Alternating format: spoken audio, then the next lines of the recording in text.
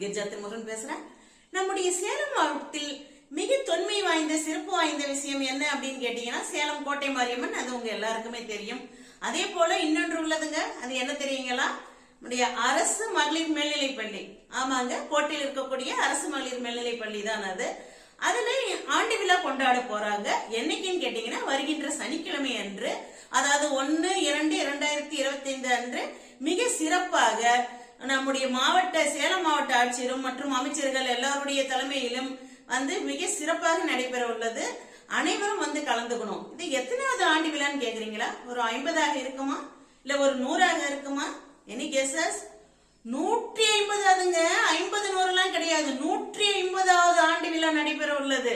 இந்த பள்ளியின் முன்னாள் மாணவி என்பதில் நான் மிகுந்த பெருமிதம் கொள்கிறேன். அனைவரும் வாங்கள்.